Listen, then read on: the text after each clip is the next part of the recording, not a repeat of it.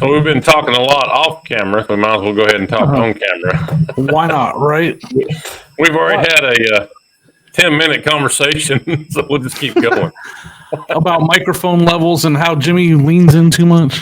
Yeah, let's talk about that. Talk about your lean in, Jimmy. It was after we recorded the latest Reseller Clickbait podcast. I can't sit still for nothing. And I hate it, but I can't. And so when I get into a store and I get all excited, I lean in and jump around. And so my audio, because I just changed it to where it doesn't automatically adjust, my audio was a disaster because I was moving so much. My audio was going up and down way more than it ever has. But the automatic made me sound like I was further away. So this works better so now you're going to watch me concentrate on not moving as much.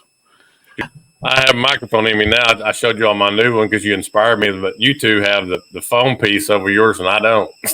Right. Yeah. Well, that's because I breathe like Darth Vader, so I have to have it. Yeah.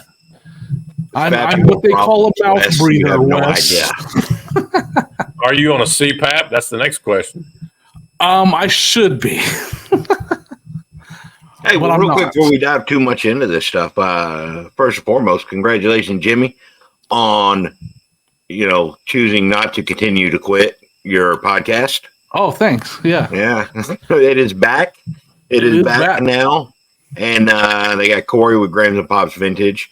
And Wes, more congratulations than Jimmy. Jimmy and I have helped you do in 12 days what it's taken 4 months for Prison to Profit to do. We'll give you credit for the thumbnail. It's definitely not me. I didn't bring it, but it might be Jimmy. You can have the credit, Mike. I'm all about sharing credit. Actually, I steal credit all the time. I'm all about stealing credit. So, well, the Bearded Pines helped me out with the thumbnail, so I cannot take credit for that. So. They did. He did great with what you did. Very well done. Yeah, you really did. And boy, you all shot up my video charts because you're right, Mike. It just kept climbing gradual. And now you're all up. You're leading in my views on my Slim Flippers channel. So congratulations. First time in my life I've been the most popular. So I feel like a big I've been deal looking now. forward to getting you back on for sure. I need help, guys. We all do. Oh, we're talking about view help. Wes wanted to go live tonight, so I want to know, Jimmy, does that have to do with you like not wanting to go live because of me? And you're like, no, not with that, not that kind of liability. And we're getting to know each other, Mike. So you'll know this about me. I'm not a fan of lives. I'm just not. Right. I've done a lot of them. And on rare occasions, I'll do some of the game show stuff, but even that, I don't do a lot of. And I actually, when I took my break from YouTube, the lives had a lot to do with it because I didn't like them. And I really like the podcast, the recorded podcast format, way better. And so if you ask some people that I talk to regularly, they'll tell you, yeah, we've heard Jimmy say that he doesn't like lives. So it's kind of a thing. Now, what do you do it on Instagram? Because I was bored while walking. Yeah. Accountability, I think is that, and Jimmy just likes to know daily that he's got a couple of friends that are, there for a bridge. Well, and I had sent Jimmy a message saying, okay, that's cool. We'll just record, no problem. All I was trying to do was just try to get some people to come on here to banter back and forth with us, have some comments going. Yeah. Live as we talk, but that's I reached out to Kevin, like when you said, hey, we're going to go live. Okay, we'll do it pre-recorded. And I reached out to Kevin and I was like, hey, what do you think about doing this? He's like, yeah, no, you know my answer. No, I'm not. No, he's like, it's the live thing. I'm saying, no, it's pre-recorded. And he was actually like in the background. I hear Blue Ridge Mama just yelling at me like, hey, call him back later. I tried to recruit him because he's got a video coming out tomorrow and it's kind of big news, kind of in response to this e-commerce bites. Is that right? Is that right? I might be a little bit out of the loop. Is this? But I might also have an idea what you're talking about. No, just talking about the whole releasing. I don't know all the details. He's going to discuss it in the video, but I can tell you if you read the article, he sent me a link to it. I'll tell you. I had it pulled up, man, and I've never heard of this website. And he's like, "Oh yeah, I go on these message boards, and I'll tell everybody out there, if y'all watching this, don't go on Reddit, don't go on e-commerce bites. The link, I'll probably link the article, but a bunch of conjecture from the article, and it's not him discussing.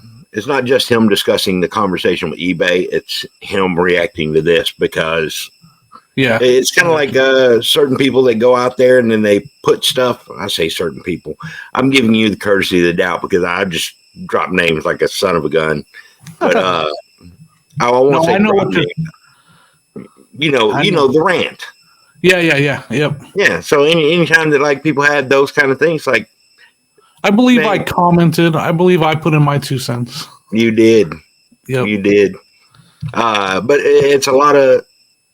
People aren't willing to step up and just say a name. Let's have a conversation. You can't go. I guess you can, and it happens all the time. But I'm not one to go on a rant based on assumptions, man. You're making a big mistake if you make a big old rant based on your assumptions of a situation. I hate that. Yeah.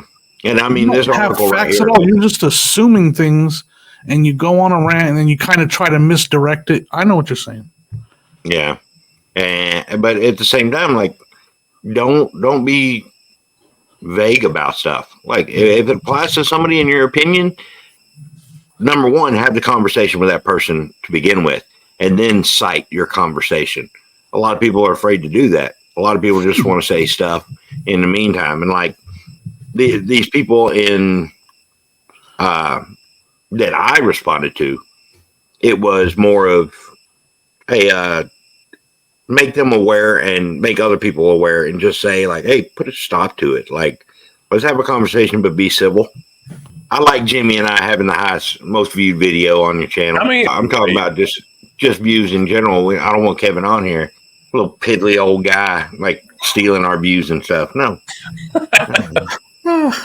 I'll call Josh though. We'll get Harry Tornado on here. That'll really check Kevin's side. Yeah, just say, hey, we went ahead and got Josh. So yeah. So much for us being at the top of the view count. 12 days, baby. We made it. But yeah, Mike sent me a thing. He goes, hey, glad to see that video's climbing up because he kept looking at Prison to Profit, and I was like, I think Prison to Profit's going down because he's but you all just glided right on by. So your best, and I can guarantee another view because I was just talking to Sonia and she's like, what podcast are you talking about? I was like, you saw Wes the Slim Foot I was on, and she's like, I haven't seen it. I was like, well, now you gotta go watch it. So Sonia's gonna go watch it. She didn't even know. She knew I was doing it. I told her what channel was on. I got to make sure she goes over there and subscribes and watches it. But she's going to. She said, well, I'm going to go watch it. Well, I was in your Instagram feed the other night. Yeah. I told her, I said, if you want to come on with him. Right. So, yeah. She's busy right now, so she couldn't make it. Sorry. I understand. We got crazy stuff going. We got a crazy household. We got grown men, children living. Our children are grown men living with us and all that fun stuff. So, yeah. There's always something. Let's discuss your dancing, Jimmy. My dancing? I got moves, son. That's all you need to know. Did you see his dancing the other night, Mike? No, I didn't. On Instagram. Were you in the basement? He was on Instagram. Yeah. He's down in the basement. Yeah. I think I was came in. My impression of Sonia's dancing because she does the. Them arms moving. She gets, and so it's like I call her Daniel LaRusso. She wax on, wax off. So what you have, Michael Jackson playing, or is that what it was? Yeah, I think it was Michael Jackson. I just put a YouTube channel on and let it play. I came in with the dancing one night, and then different part I came in with the dogs. Oh yeah, dogs were another night, and then you came back on live like an hour later or some 30 minutes later, and you were just packing stuff. Yeah, okay. I was like, yeah, we packed our eBay orders. I don't know. That's kind of like for 24 hours. So a combination of Sonya and I just being bored. Mhm. And like, let's just see. Like, I've never really done Instagram lives. Those like literally the first times I've done it, just to see what it's like and to see if it's, when you're sitting down here and you're concentrating, it's a totally different animal than when you're walking around at at the park or at a fair. Like I've done it at a couple fairs. It just feels different. It's more exciting. I have a lot of reasons why the lives on you YouTube missed were just the kind of old not a cell thing for me resell. anymore. That's what it is, or old school resell. That's what it is. Oh yeah, that channel is gone because that kind of content is going to come back to the primary channel eventually. Okay. Based on some advice I got from your good buddy Kevin, I think I'm going to bring that kind of content back to old school flips in the future. Just not right now. Now, I talked with Mike several weeks ago, asking about coming on my podcast or let's doing a podcast together, and we had kind of discussed it, but you said you had a lot of things going on, which I completely understand. This is fun for me, just getting with you guys and just bantering and chatting back and forth about reselling. It's a lot of fun. Well, I told you, man. I thought that ship had sailed because I know you do Finders Flippers, and that's broadcast from your channel. So that's a dedicated podcast that you have, and great format. But I thought the ship had sailed after I just went on Instagram, and I had people that just couldn't follow me anymore. They stopped following me, and I mean, it was people that like me personally, people that I like personally, and I don't hold a grudge to them. They don't hold a grudge to me, but like they do stuff around other people and can't just scroll through Instagram and just come across me losing my crap on somebody.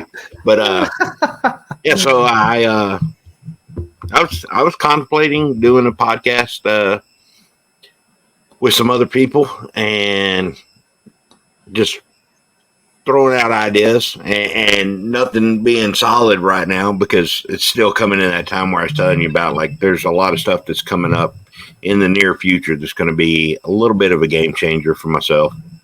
Right. In a good way? In a good way. Good. Well, that's always.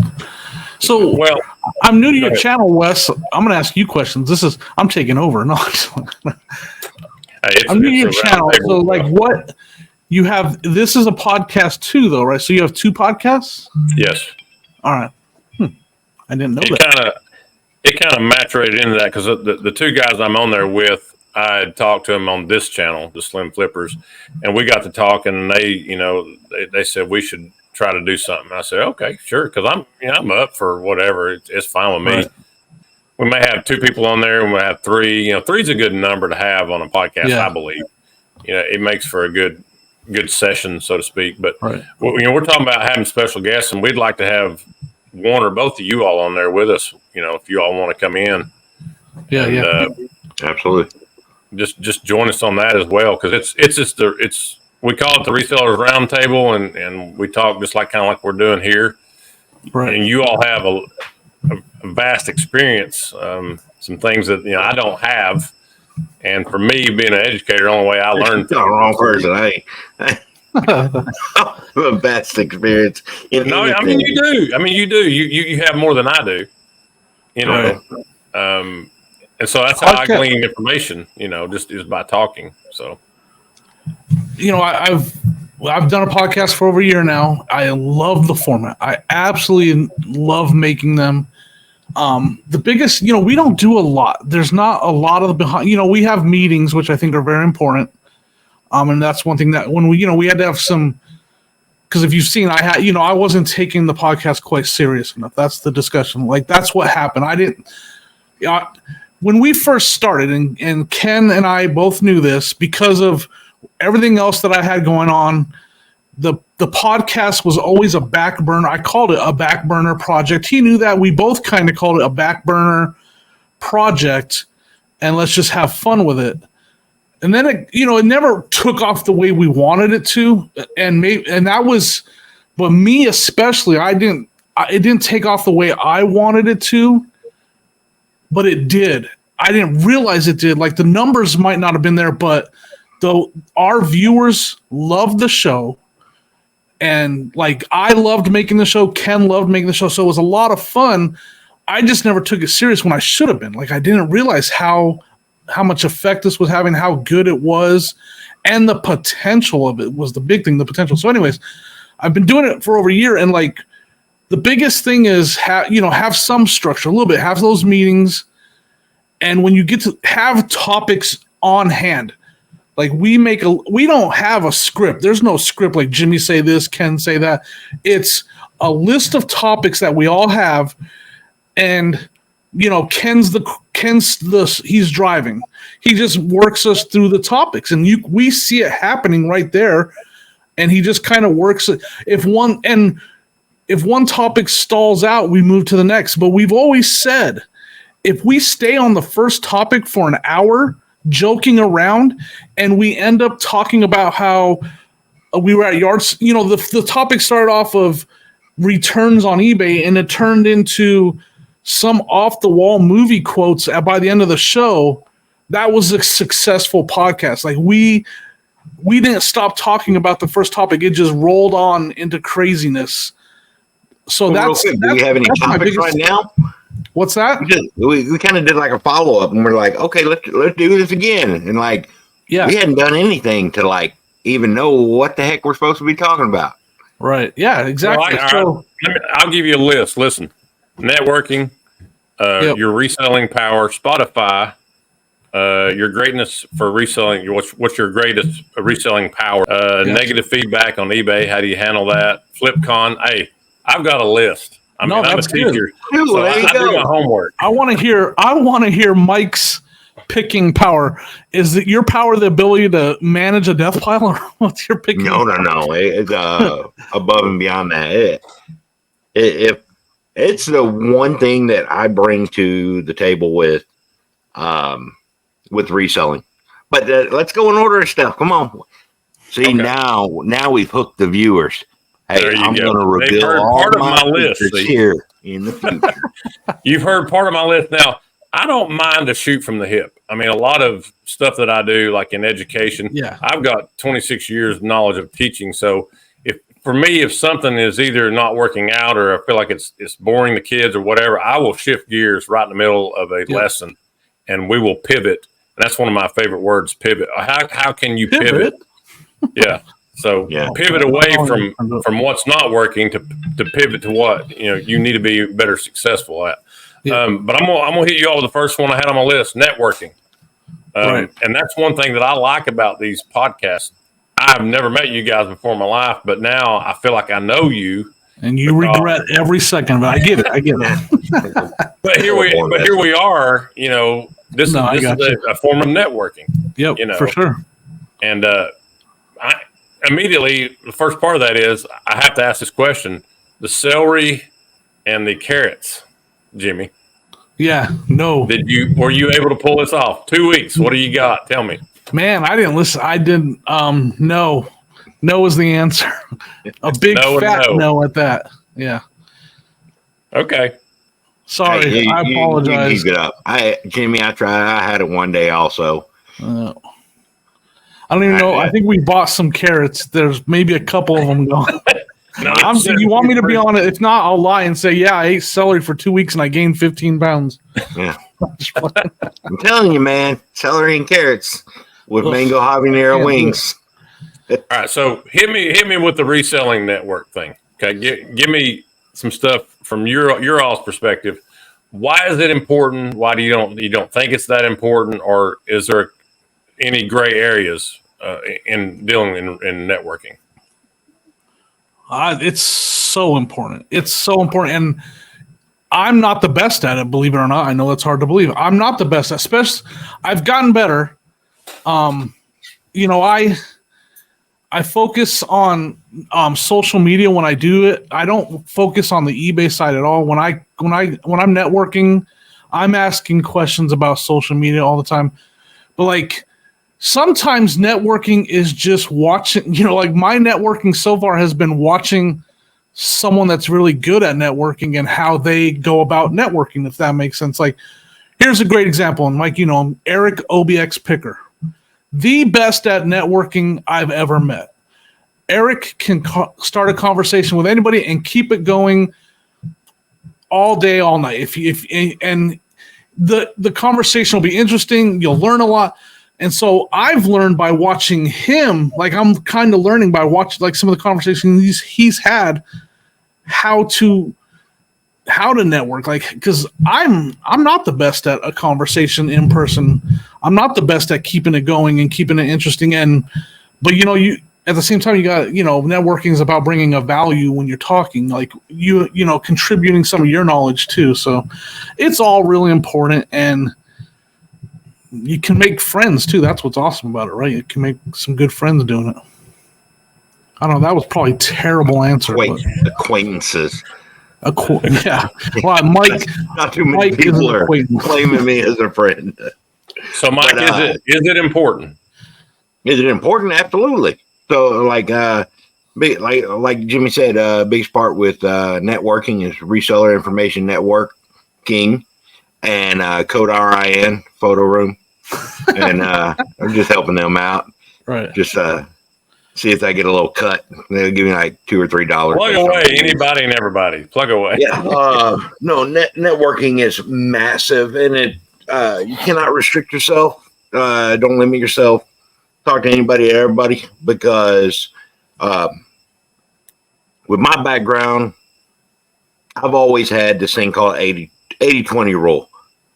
Like, all right, get ready for the beat button, because like you just like do something like this, so when you're editing. You clap. It 24 minutes. Give it. It makes an audio spike if you clap, and then when you're editing your audio, you see that spike, and that's 2 dozen minutes. I made it this far.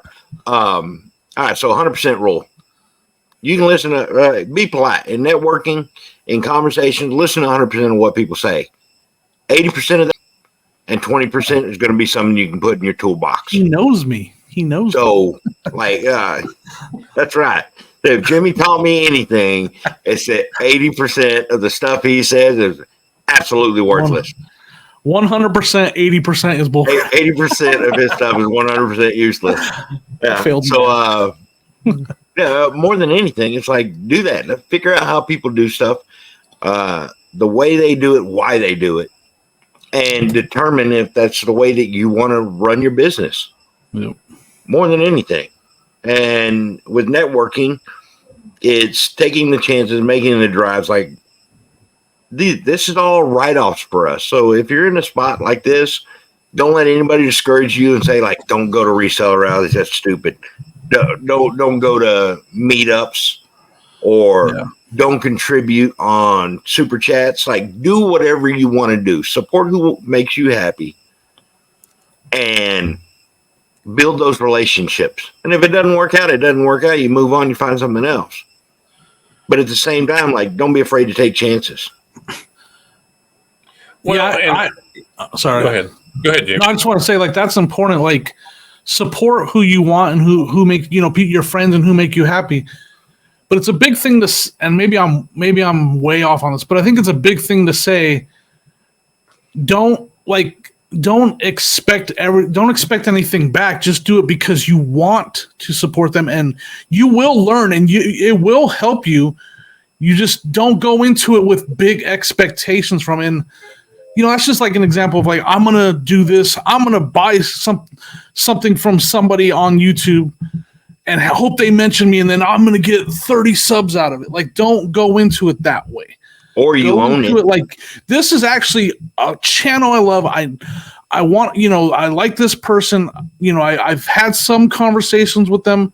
I want to support them. I want to support what they're doing. So, well, Gary V has a long rant like that where he says, like, hey, he's a very selfless person. He comes from a position where he can be selfless, and he just does something for the good of somebody else, not expecting anything in return. And there's nothing wrong if you expect something in return, but disclose that. Right. Be upfront about your intention, and if that's the case, like say, hey, I would do this. I'd be willing to do this if you're willing to do this, but don't ever expect it. Expecting's the absolutely wrong way. There's nothing wrong with wanting it and mentioning it, but don't be bitter if it doesn't work out. Yep. Well, like these podcasts, you stick your neck out there and you don't know how they're going to go. And I'm just doing it because I like to do it. I think it's fun for me, and gleaming that information like you were talking about from people and just hearing it face to face with them. What you all are talking about and stuff.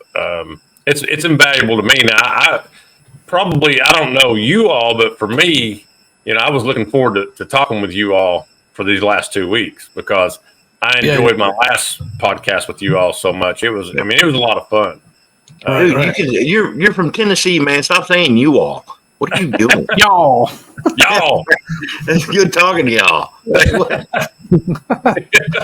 Hey, y'all don't listen, man.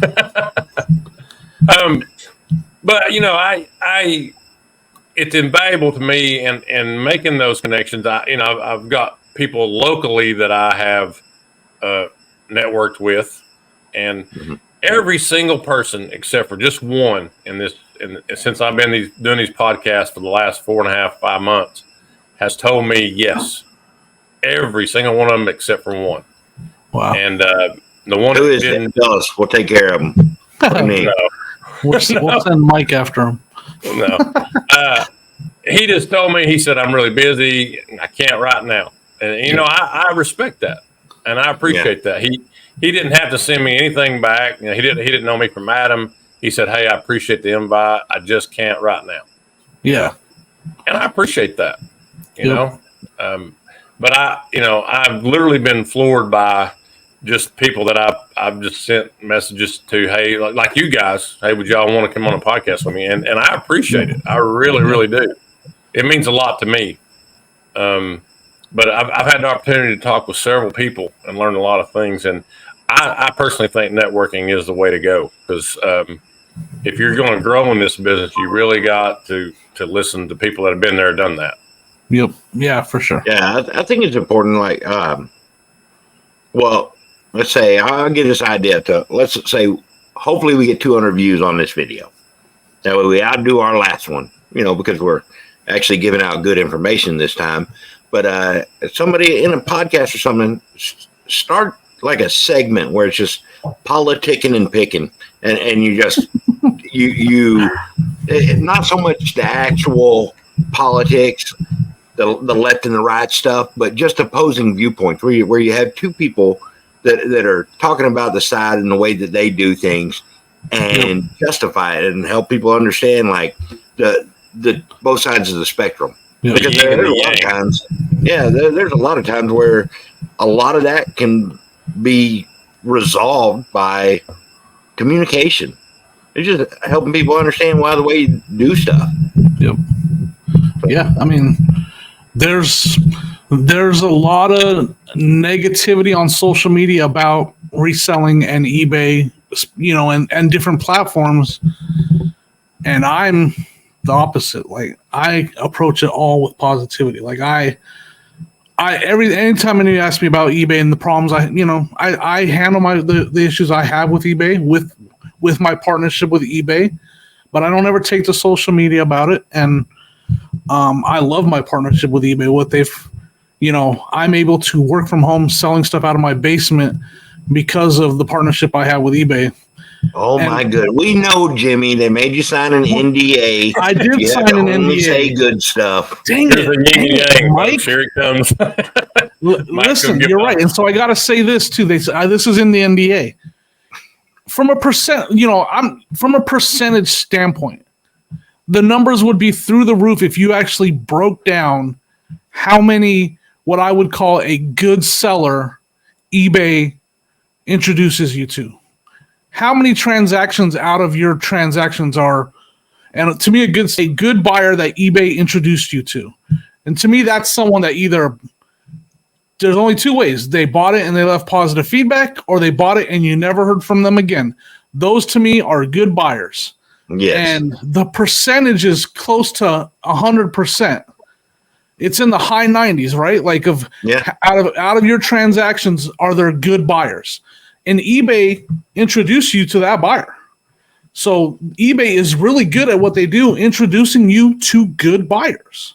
Now, some people would say, well, the people that don't pay, that's not a good buyer. Okay, well, then the percentage comes down some. But, the buyers that, as far as returns or negative feedback or that give you a pain, send you messages that are inaccurate or whatever, that number is so low. Like, the percentage is so low. So I'm happy with that. Like that, I'm happy with that high percentage of good buyers. So anyways, that's... Sorry, I got to sell on a broken... So I think that would be a good example of getting someone on here. Not that I don't know that I'd want to be part of that, but getting someone on here that has the total opposite look on eBay. There's a lot of people that they stop selling on eBay because of the problems they've had with stuff like that. So, I mean, it depends on the level. Like, my biggest horror story, and it's not even that bad. It was a pair of, I was at work. I was on staff duty when I was back in the service, and I found just a pair of AirPod case, a charging case, and it was in a junk box that we were throwing out because we were doing the cleanup and stuff. So I grabbed it and I listed it on eBay.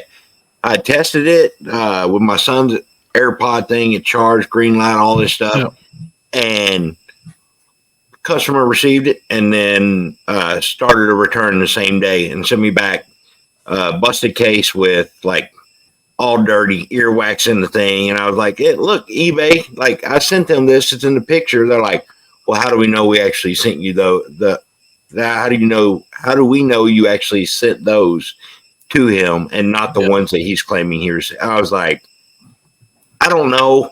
Track record. I think if I did that, maybe you'd hear about it before now. Yep. Tools.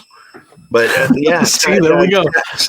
Sided against me and just refunded this thing. And like realistically, like I'll tell you this: any of y'all want hit me up on Instagram. We'll start a network. We'll Google map this crap, and we're gonna start like some underground society that takes care of people like this. Here we go.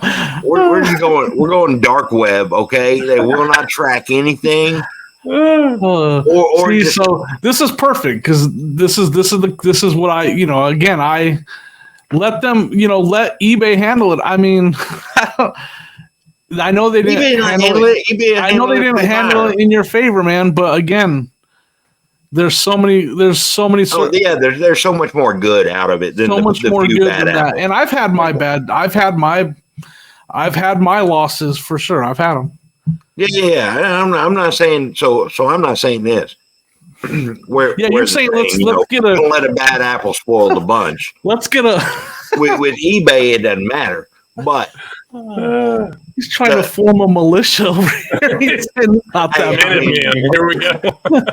That's right, man. Don't tread on me. All right. don't scam on me. That's what it's gonna. I'll start. No, I get it. It's easy to take that personal. It is because it is your money, and it's your item, and it's. And integrity is a big thing with me, but not everybody does it. I mean, heck, I ain't out there murdering people, but there are murderers out there. Yep. Yeah, what if you got a lower price item? I'm just going to throw an arbitrary number like $8 or whatever. Do you deal with it, or you just say, "Hey, here's your refund, done"? I deal with it. Nobody. Deal with it. My policy is you're not getting a refund from me until I get it back. Yep. I'll make them ship it back because that's that's a little bit of stubbornness. But if that person is fishing for a partial or the refund without returning it, I'm going to call them out. I'm going to call their bluff, and make them ship it back. And then, there's, part of that percentage is sometimes we do make mistakes. Sometimes we do not fully test something. That's still a good buyer. There's not. They just had a bad experience. So yeah, they just had a bad experience. So that adds to that the percentage of good buyers. So I'm gonna make them ship it back. Yeah, for sure. You know, and then so I have like an attitude of, I call it sell through it. When those things happen, like what Mike just explained, between Sonia and I, she knows I'm pissed about it. She knows it pissed me off and I'm upset. I said I don't take it to social media, Mike. That's the only difference. And you don't really take it to social media either. That situation would piss me off, and I'd be mad at eBay for a little while. And I would let Sonia know about it. I'm not taking to social media or YouTube about it. But I list more that night. Like I list 15 extra things to try to get to make that money back and then some. The money that I lost on that deal. Well, how mature of you, Jimmy? Nobody cares. Turn the camera off. We ain't sell through it, man. Just sell through it. No, I know. It's a good outlook. And like I said, my issue isn't with eBay. I understand they have to do it from a perspective of the buyer's standpoint. Right. With cases like this, because sometimes it's gonna be the seller's fault, and not everybody is like you and I, Jimmy. Like we're not like, okay, if we receive it back and it's messed up, I'm reading what it says. Please like and subscribe to each of us. And I'll get ripped to shreds for that perspective. There's people that they think I'm an idiot for letting eBay walk all over me. No, it's not that case. I mean, eBay is the venue which we use, and we're all happy with it for the most part. And if you're not, then move on and sell somewhere else. I mean, particularly, I don't go on Poshmark or Mercari. I don't sell anywhere else. It's not to say that I couldn't or that I wouldn't. It's just I'm happy with eBay and the way that it is. It's the biggest marketplace in the world, and yep. I can sit here and do nothing, as evidenced by this mess around me. All right. Sorry. About another. I'm gonna go down my list. I'm continuing to go down the list. Spotify. Have you ever had any of your podcasts on Spotify? I know that the reseller. Shameless plug. The Reseller Clickbait podcast is on Spotify now. Ken SSK Promo. There's another shout out. Little shameless plug. You should reach out to him to have him on here, by the way. And Corey. Ken SSK Promo. He handles our audio side. So we're in the works for all of us to kind of learn what each of us do. That's part of what some of the things that we're doing to take it more seriously. So I'm going to be, one day him and I are going to sit down, and Corey, and we're all going to look at how he does the audio side. So I know we're on there. I don't know exactly how all that works right now. That's mistake number one. And you're trying to take your podcast seriously, dude. We watch it, Jimmy. We watch it. There's nothing serious about it. That's right. Yeah. So I listen. So when I go on road trips, I listen to Trash to Cash. I'm always like 5 episodes behind, so that way, if I do go on a road trip, I can just play it, and it's not something I've already heard. So seriously, I always stay behind on their podcast for that reason. So like, what? I'm gonna have a 3-hour drive to Cincinnati coming up. I can listen to I'll listen to 3 episodes. That's what Commonwealth Flipper's for, dude. No, I mean, like what's sold over the past 5 weeks, but you can't be like the Trash Cast podcast is current events. History is history. So Commonwealth Flipper, that ain't changed in I have enough birds out there that let me know when BC. I have enough birds out there that message me when there's something I need to go check out on there. But yeah, I have to do it that way because I enjoy it. I love the podcast. But man, you want to talk about making a drive easier when it flies by. The drive for me, that drive flies by when I listen to them. So I can't give that up. In my mind, like, man, I'm like, again, in a week from tomorrow, we're driving to Cincinnati, 3.5 hours or something like that. So between driving there and driving back, I'll be able to listen to 3 episodes. And Jimmy, here's your shameless plug. I have the Slim Flippers on Spotify and the Finder Flippers podcast. Both of those are on there. So you can go listen to yourself on your drive. You can just Hey, turn maybe your I'll cell phone listen and to some. Maybe I'll listen. I'll listen to one of those on the way up there. There you go. See? So Well, I don't I think tell either you, one of you all knew that it was on Spotify. no. The first one we did has been on there for 2 weeks already. I got Oh, wow. Spotify Premium. I can tell you, like for me, I listen to music, but a lot of the times I listen to. It, as bad as it sounds, I will put on podcasts. I will put this on YouTube in my truck before Right. I will put this on Spotify. No, I And use Spotify for that. yeah, see, some people like that, and like me, it's just because I never think of it. To the people that do the podcast, like it's same people like my wife, like watch the murder shows, and we got a friend that just listens to murder podcast stuff all the time. Just Hey, I Jeffrey watch the murder Dahmer and show. all this Greenway Killer, Green River, whatever. I don't know, but That's a whole other kind of networking right there, Mike. That's a whole I know, other man. podcast. Hey, I'll tell you, man, my favorite book is Catcher in the Rye. Check up a statistic about that. You'll see it's actually most loved book What's going on? or favorite book by more known serial killers. All right. But y'all safe. Don't worry. I'm dropping down my list again. Your greatest reselling win that you've ever had. This week. Reselling win, like best find or just like Whatever you want to call it. Your greatest. I know what it is. It's actually a video. It's in a video. This is a long time ago. But it was a yard sale. I'd have to go way back to the videos to find it. It was at a yard sale, and the lady was being very rude that was running it. She was a reseller. Everything was priced high. And it wasn't even towards me. She was being rude towards other people that were asking her to, lower the prices and stuff. And she was like, the whole, what that's worth, and look it up on eBay and this and that. And I already know to get out of there. Like, I'm not staying at that sale very long, but I'm still, those people, they miss, right? Like, you could tell she wasn't very organized. So she doesn't know sometimes they miss some, like sometimes they don't know what something's worth.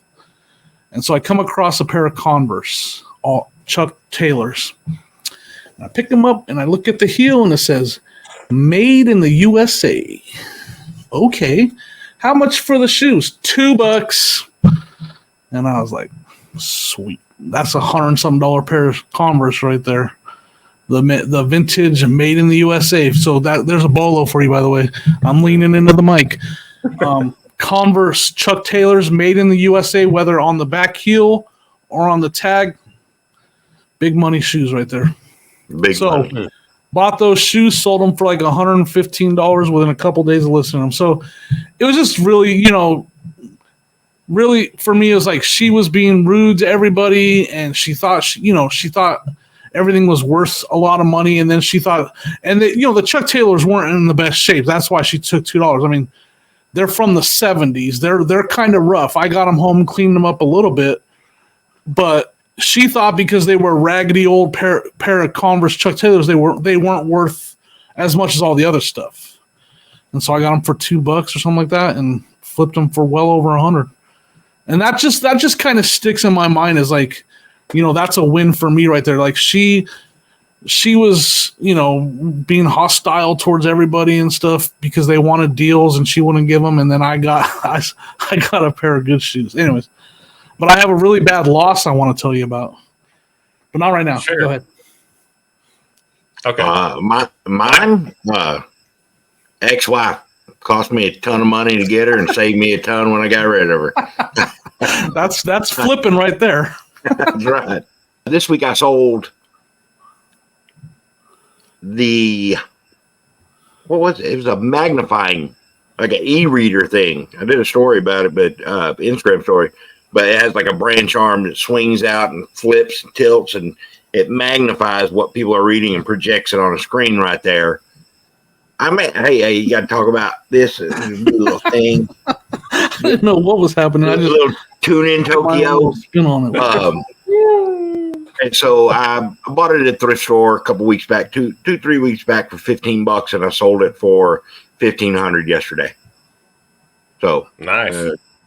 Other than that, it's my second highest sell, but the first one doesn't count. It was my father-in-law's Joe Namath rookie card. It was PSA graded, and it sold for just over $2,000. No, just under 1,900. That's not shabby. Yeah. That's not too shabby. Yeah. But with that, the magnifier. So for our listeners, and they may have some of these, and you all may have some of these in there as well. What happened to the Squishmallows? I don't know. In the conversation. That's something I never got into. I bought a collection of like 9 of them once, and I did terrible on them. And that was quite a while ago, and I've not messed with them since. It's not something I spent a lot of time learning. I think it comes down to overproduced, flooded the market type thing. Like, they're everywhere. Now, there's a couple that are rare, just like anything, like Funko Pops. Everything in the beginning, because they weren't as produced then. Yeah. Like, Funko Pops are on a major slide right now, but we just sold a Disney Woody cowboy for like $150 because it was still a rare one. But yeah, I mean, there's just so many of them. They're everywhere, right? And everybody's collecting them, and eventually they make more than what is needed. I don't know. That's my guess. I never learned them. I never messed with them a lot. I have one Squishmallow. I have one Squishmallow up top. It's on a little plush hanger. Is it that one? No, that's a Chucky doll. That's a Chucky doll. Yeah. No, because I can point there. That's in the back of my room. I got another thing that makes me look like a 13-year-old girl back in the 90s, like hanging all her plush in the corner. But I got another one over here, and it's got a Squishmallow in it, but it's only because it was listed. I think I had, 10 or 15 of them, but I sent them to Dave's kids because they collect them. So just before Christmas, I just piled them all in a box with a bunch of different stuff for the kids, and I sent it down their way. And I don't want to deal with it. Like, back then, the plush were like $1 at my local thrift store. Now it's based on size. It's like $1.99 for the small ones. Yeah. And then $2.99 for medium, and then extra, and then individually priced. Like, where some plush are like $12. I was like, dude, I don't know. We got a mission outreach for a local thrift store. So they do a lot of stuff with like drug rehab and stuff for like people that are court ordered. And I see some of the prices, and I'm like, y'all obviously ain't drug testing these people that are on rehab.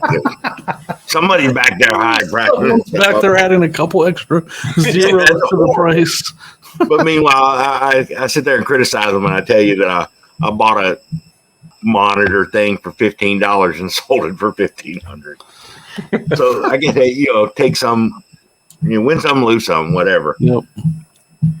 Well, but this last section, here we go. I've got 4 or 5 parts in this very last section that we're gonna dive into. Okay, and I've been organized with my list here. Okay, and this is under the organization umbrella. Number 1, how do you stay and or get organized mentally, for either in your daily life or like the jobs that you do? What is your process on that? I'm gonna go get a drink, Jimmy. Take your time. I have very little input with this. Man, it's not the easiest in the world for, I think, anybody, right? This doing eBay for me and reselling is just, most of it is fun, and that's the biggest thing for me. Is I'd say 75% of what I do I enjoy, so I don't get frustrated or mad a lot.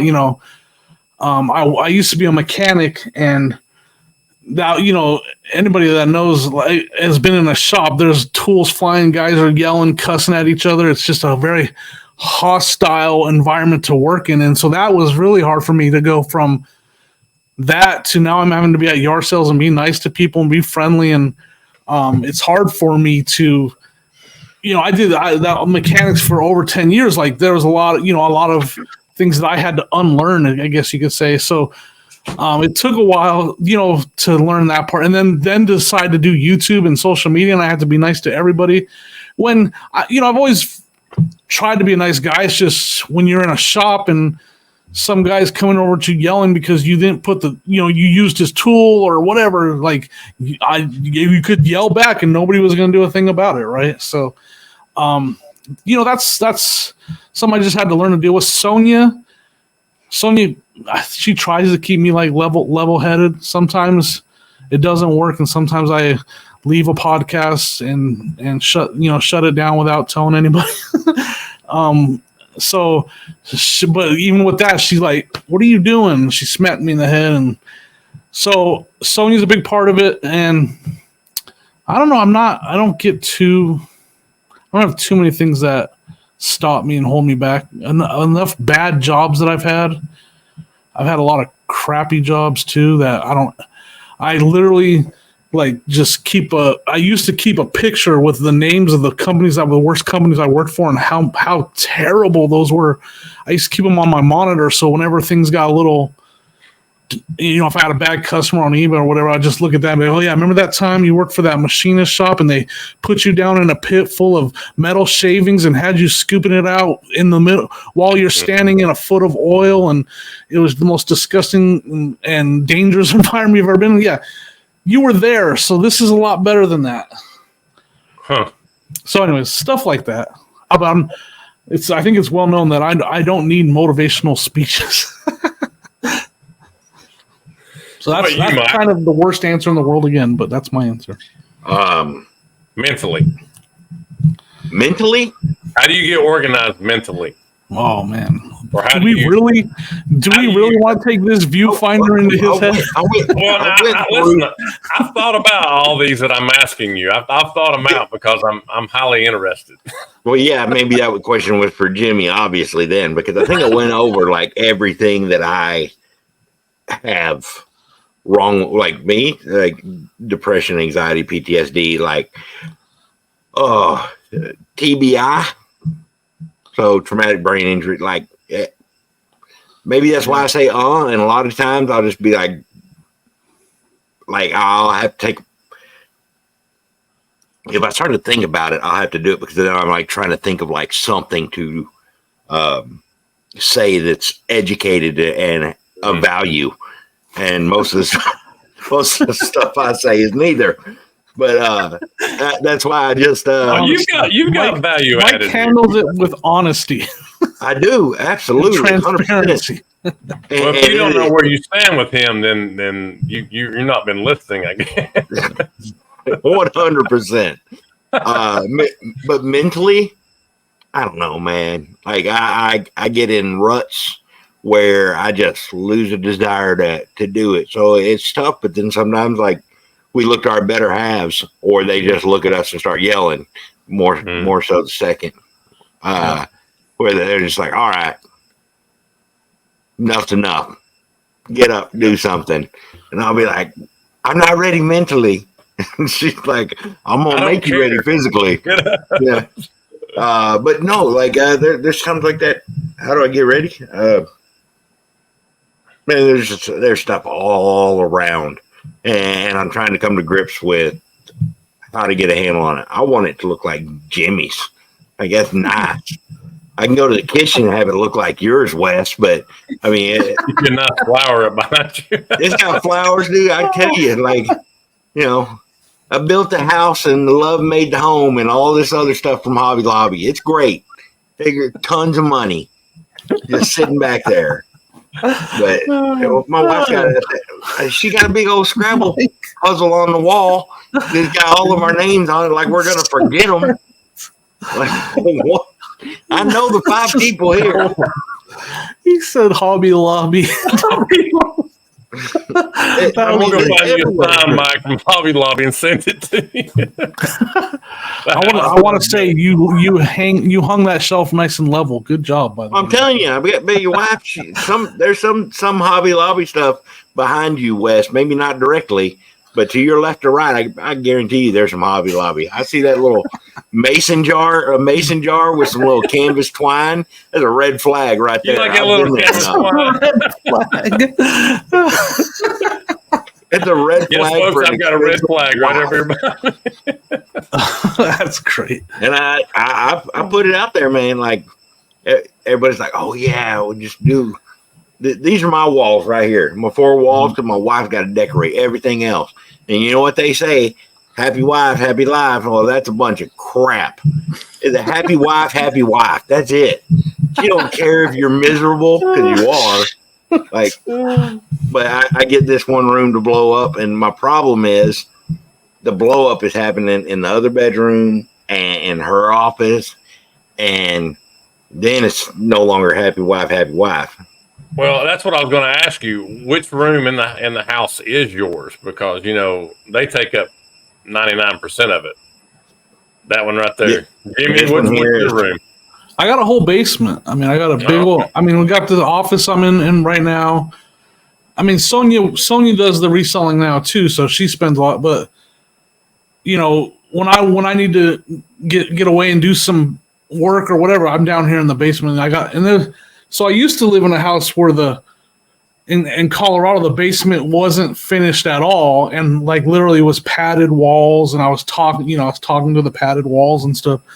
Now I kind of have like a little office that is the ceiling's not done, but everything else is done. So I have like down here. I come down to the office. I got my important thing for me was get a comfortable desk chair and stuff. So I can come down here and watch YouTube, edit a video, whatever I want to do, and just kind of chill out and not. I like that what Mike said. Like that, but it was a great example of Mike. That's how I know that's kind of how he unconsciously, copes with some of the stuff is his vocal transparency, right? Like he's going to let you in the side. People call him no filter. Yeah, no filter. There you go. His no filter. Vocal transparency. Yeah, I was trying to make it sound. See, I was trying to sound important and smart.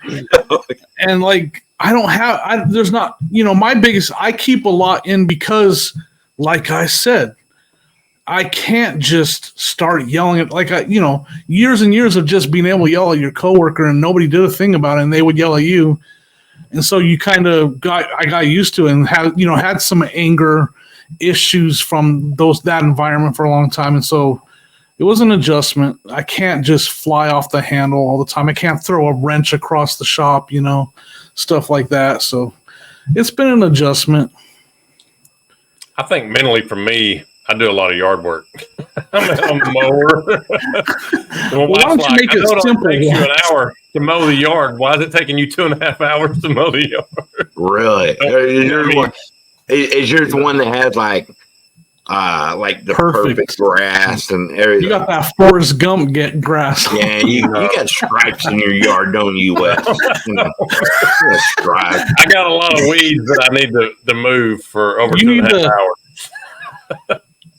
And you need to add a clip right here when Forrest Gump's mowing lawn. He's like, and since I like doing it so much, I just did it for free. I just did that yard for free. I started up the neighborhood. I'm mowing everybody's yard now. There's TikTokers that they go from house to house and do yards for free, and SP Mowing, man. SP Mowing. Check them out on YouTube. I don't know what it is. I hate doing my own yard, but I'll watch this dude shovel dirt and grass and everything. Let him clean out these gutters. I was like, I wouldn't. Well, you watch him for 45 minutes to an hour, and you're like, I'm glad that's not me shoveling. Mike's like, I haven't cleaned my gutters in 12 years, but I've watched I'm all like this. I'm like, this year. You haven't done it, but you know how. Good video idea for you. Come to Columbus. Resellers do yard work. There you go. That's awesome. All right. So physically, we've talked about the mental side of it. Oh boy. Physically. Yep. Okay. I'm bringing you back into the PE teacher world. Physically, what do you do? Eat lots of donuts. I like your honesty. I like your candor. Girls. It's not true. Physically, man, it's a struggle for me. You'll know because have I talked about my medically why I'm actually a reseller. I talked about my hernias and stuff, right? Mm-hmm. So that's my biggest struggles. you have a good idea what it's like to lose your core strength. Like I have no core strength. I was a strong guy. I was a heavy duty diesel mechanic, and now I have no core strength at all in any way, shape, or form. And so like I can't even turn a wrench without my stomach like wanting to give in, or give away. So that's been a huge problem for me. It's very humbling to not have that strength. It's very life changing, to have to explain every time your wife goes to carry the heavier item that you just bought, and tell I have to say, like, I know I don't have to, but in my mind I have to say to that person, sorry, she's getting that because I have a hernia. Like I can't lift that. That's hard for me, man. That's super hard. So it's a struggle all the time for me. Like that is a seriously huge struggle, and I hate it. Like losing that strength has been awful, but it's a reality that I have to live with now. So I'm trying to lose weight, struggle my whole life, stuff like that. But I've been walking, and I don't do enough exercise. I've changed my eating habits, but not well enough. So it's just a struggle. What about Dave? I know Dave has lost. He's lost quite a bit of weight. Yeah. If you've seen his, I was actually part of their weight loss group. 30, 40 pounds. Well, he gained a little bit of back, but Jimmy, I remember you talking about that. You said you was in the group with them. Yeah, I lost 25 pounds while in that group, and that 25 pounds is still off. I'm just maintaining right now.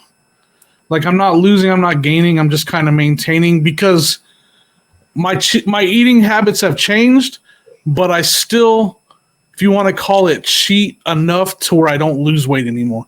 I know how to maintain the weight. I'm not gaining weight because I don't cheat a lot, but I'll have 2 or 3 cheats a week that keep me from losing, if you know what I mean. So, well, if you saw on my Instagram video, I don't know if you saw it or not, where I was at Krispy Kreme donut. I did not. So, hey, I mean, you got to have some cheat days, Right. Well, yeah, it's the amount of times you cheat, though, and what level. Because, I mean, Jimmy and I, we're expert cheaters. Right. We can cheat like cheating is It's a misconception, though. I think you guys would, if we looked at everything I ate in the last 2 weeks, I think you guys would be surprised how normal of a diet I have and how I don't eat any more than you guys. You guys would be surprised. I'm not. I don't know what your guys' take on it. It's been, because there is such a. Don't say you guys. You're talking to the skinny guy in the corner, not me. No, sorry. This is a judge-free bottom zone right here. It's like the most accepted discrimination that I know of, that I can think of, discriminating against fat people. It's okay to do it. It's okay to joke about it. I joke about it, and I'm fat. But we're not all fat slobs that overeat. We're not. Now, that's me. I'm not a fat slob. I have good hygiene. I take care of myself. Yeah. I'm healthy for it. My doctor's like, hey, cholesterol is good. Blood pressure is good. You're not pre-diabetic. You're nothing. You're just a big guy. Like, you're just big. And I'm like, I don't overeat. I don't go to the buffet and throw down. I don't go for 3 servings. Nothing like that. It's just part of my genes. What are we talking about with 3 servings? Because and so it's a huge struggle for me. It's always been a huge struggle for me to lose weight. You were talking about genes, and your metabolism has a lot to play about it too. My metabolism must be really high because I burn stuff up very, very quickly. But I'm also very active because, when I go into the high school, college basketball reffing season, I'm reffing about 5 nights a week. I mean, I'm constantly going. Yep. And I'm up in the gym all day long. I'm exercising with the kids. Right. I like to let them see, me being an example to them. And I talk about this to my kids all the time. Hey, I'm not going to ever ask you to do anything that I don't do myself, So I run with them. I play with them out there with them constantly. So I'm getting an opportunity to burn those things off, you know. But it's getting tougher. I mean, and I'm definitely guilty of not doing enough exercise and doing those kind of things. And it's just I feel I don't even, but the question I always ask is, if you cut that stuff completely out and just kept your normal diet, would you be 370 pounds in a year? No. Yeah. But again, that goes back to genes. It goes back to metabolism. Yeah. You know, I just think I've been blessed in that regard. I feel very fortunate that, you know, and this is all on my mother's side. My dad was a heavy guy. He got up to one point, he was a little over 400 pounds. Oh, wow. And he was only 6'3". And he ended up having late onset diabetes, and he had a lot of health problems. So I think part of mine is it scares me to even think about, you know, matriculating into that area, because he was diagnosed with late onset diabetes at 52 years old. And here I am, I'm 2 years past that, and I'm constantly fighting that struggle. I don't want to be that. Yeah, you know? I get it. I see it in my two boys. I have two boys, 23 and 19, and I see it in their faces. They definitely have that exact same thoughts about they don't want to end up big like me. Yeah, and they're not. They're both fit, you know, tall, 6'2", fit boys. But it's definitely, they've mentioned it. They think about it all the time. So right. It's a good thing to have. When my dad passed away, he was on 17 different medicines. Wow. And it's just, you know, it's in my head. That's where I'm at. I'm constantly, it's me against myself physically. Right. You know. Yeah, I should have a realization myself. Maybe one day I will, that I'll just start running every day. No, that's hard, man. Yeah. So do you want my input on this, or are we moving to the next one? I mean, I got nothing, man. Look, I glued dog hair to me just to cover up my double chin. Okay, you don't want me on this. You don't want me on this topic, dude. We got real deep right there. That was really. We got deep for a minute, Mike. Sorry. I know. No joke, man. Shakespeare and soliloquy over there. Jimmy took up like 7-8 minutes of that. Sorry, man. Talking about it, but no, I feel can't shut up. I feel where he's coming from. Meanwhile, I'm like, how fast can I turn off this camera and grab me an oatmeal cream pie? Right? Y'all do you. You got extra ones? No. I don't even have any oatmeal cream pies. I used to like lose my crap with my wife, because she would buy it for the kids. Our son, just a gut, just bottomless sinkhole, unbelievable. But yoked and fit, like he's one of the, playing football and stuff like that. Skinny, built, like. Yep. So it worked with me. See, you're like, hey, I want to set an example. I do the same thing. I say, hey, you want to look like this? And then he's like, I'm going to go to the gym. And I'm like, tell them I said hi. And then they're welcome for their payment. So we're members of a gym. And we just like, don't go. Schedule gets in the way. And I say, don't go. Make excuses or just haven't got in the battle rhythm where that's included. There was a time where we did, and if I go back, you're going to see this stuff melt away like real fast. But the problem is, like, I just don't go. So a lot of it has to do with the mental part of it. A lot of it has to do with sleep. Sleep leads to the mental part of it, and the mental part of it leads to a decline in the physical part of it. I mean, it's a endless chain, and I know the path to get there, but it's about taking the first step, and then taking another step, and another step, and that's it. Like, you want to bring about a change? That's with anything in life. Take a step. You don't do it. But right now, I'm trying to get right mentally. Like, I'm trying to not be overwhelmed by this stuff, and that's why I went out to the garage. My wife, we had to talk about it just yesterday, and she's like, "Hey, you got to get out of whatever you're in right now." Well, I mean, right now I'm about in season 4 of Justified, and that's on a rewatch. But man, retired life, it's overwhelming. You want to go out, you want to pick. So I started to limit like what I pick. I'd go to the thrift stores 2 or 3 times a week, and I would only go to certain sections, and I wouldn't buy anything unless it was something like that projector. But I would stick with toys and media, and then occasionally I'll look at shirts, just for personal use. But trying to dig out of that rut. And yesterday I was like, all right, she's right. I'm getting overwhelmed. I got to do the whatnots. But before that, I need to get control of some of these piles. But I've got stuff in my garage that are across all these racks, and they're just stacked up. And I mean, this stuff's worth value. I went through, tested VCRs yesterday, and tested 13 of them, posted 6 of them, sold 3 of them already in a day. Like, what's my problem? I had a dang medical pillow thing, something for acid reflux. Bought that for $10. It's sitting in there taking up space. Blow mold sitting there taking up space. $350 just sitting around. I'm like, it's just stupid. Like, I just got to do stuff. I need to do something. So, like I said, I take a step. I take a step on one thing, like gain a little control there, and you can take another step. Well, you went to my fourth thing I had about your organization of your death piles.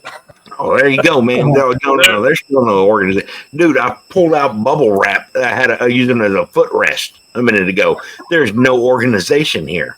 You want to see that? Right, hold on. Look at it. Give us a quick shot of it. Like, that is organized. I see that. That is not. It's not too bad. No. Not bad at all. What are you talking about? I listed that 3 weeks ago.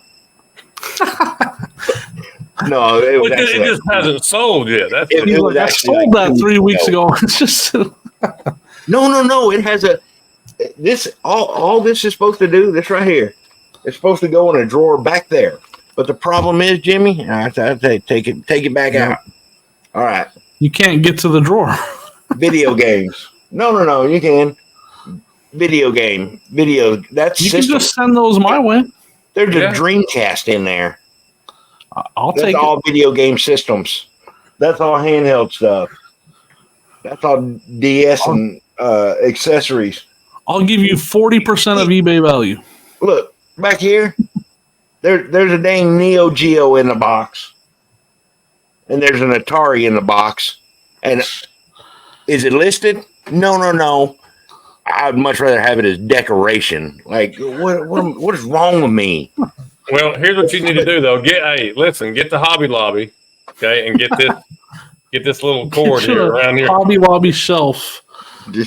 So now I'm backing up to my third point, which I had mentally first, personally second. You went to the fourth one, your death pile, but the third one was your eBay store. Okay, you're organizing of your virtual eBay store.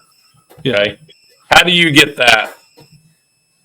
How do you get that under wraps, so to speak, or is your store not where you want it to be as far as being organized?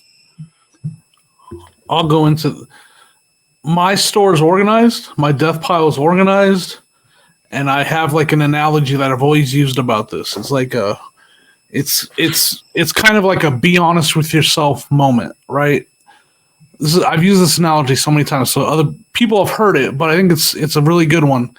If you owned a brick and mortar store and you only spent 6 hours a week, even 15 hours a week at that brick and mortar store, it would fail miserably. It'd be closed in no time. So if that's how much time you're spending every week on your eBay store, it's going to fail. It's not going to perform. It's going to be unorganized, and you're not going to sell a lot of stuff. So I pretend like this is my brick and mortar store, and I spend more. I spend at least 5 hours every day down here. Some days it's 8 hours. Sometimes with YouTube, it's 10 hours. So you have to treat it like it's your brick and mortar store. Like you have to go to your store every day and do some work. You can't just leave it, unattended. You can't not show up to your store and sell stuff. The store will fail. So that's my answer to that. Is I stay on top of it. Like I'm always working on it. I'm down here all the time, working on putting the stuff on shelves and using custom SKUs to label. This is on C2. Put it in the eBay on C2. Cleaning and testing stuff in my Deathpile, getting it ready for pictures. That's what I did today, and I do that almost every. The only days I don't do that is when I'm sourcing in the morning. But I get enough done Monday through Wednesday to where I don't have to do that on the mornings I source, right? So it's just being honest with yourself. Like you have to be honest. If you're that person, oh, my store's slow and it's eBay sucks and it's summer slowdown. Well, just be honest. Are you actually putting in the amount of work you need to put in for it to be successful? Are you actually doing it? And yes, I am. I come down here to my store and I put some work in. So it's as simple as that for me. I'm not like Jimmy, so I don't spend 5 hours. I told you I'm watching Justified right now, and there's times where I just get at nighttime and I want to go list some stuff. Or I want to do something, and then sometimes I don't, and there'll be days that I don't. And Yep. It's going to be like, hey, I'm going to go to Lowe's and buy a sink I got to change the sink thing, and now the tub faucet. Because now it's got to match because, one was chrome and now it's brushed nickel. So now I got to do that. And then, hey, are you going to mow the yard before you go to Cincinnati? Of course we're going to mow the yard. What do you mean? Why are we having these conversations? But that's what my life's like. It's like, and she's messaging me too. She's like, oh, so now I'm just going to have to sleep in here too. But those long days for sure. Yep. You can lay up on those boxes, man. Yeah, that's right. I just get that bubble wrap, lay it out, and get you a nice little bed. Yeah. But with the store, I list a lot of stuff that I like, and like I said, I overlook some stuff that I don't. And I think we touched base, touch base on this, or we touched on this last episode where it was not having the space of the organization done. And then I want to list something. I'm like, oh, here's some video games. It's going to really eat up some space. And that's why I said, like, hey, I got to take back some of this and start listing the big stuff. And then I'll work through the whatnot, like popping those out and like doing some shows to make some room. And that's it. So the store is the store, and whatever I put on there is going to sell eventually.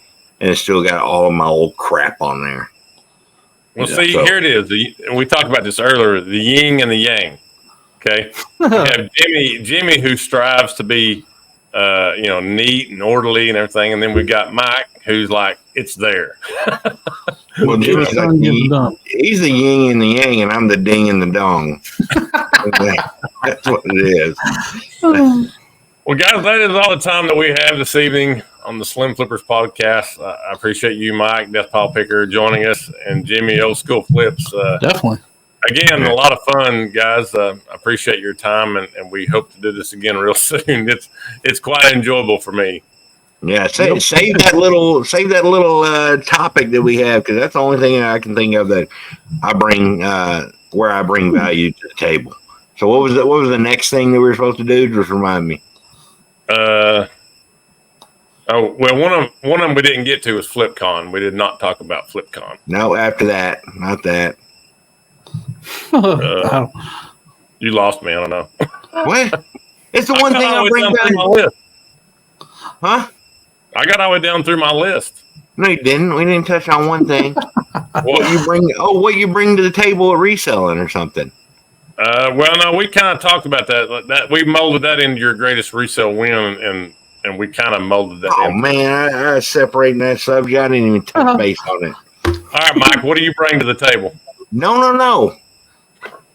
Hold it for on the next episode. On the next episode, there you go. On the next episode of the Slim Flipper. Find out what find out what value I have in society. There you go. And we'll jump into that. We'll jump in a little bit of FlipCon, and we'll talk about a few other things when you all go to reseller. If you've ever been to conventions about that, I want to jump into that as well. Okay. No, he's going to Reseller Rally. You going to Reseller Rally? Yep. No. Wes, Oh. you're not? No. Oh, yeah. You're like, oh, I'm going to teach stuff. Oh, I got a real job. Oh. Show off.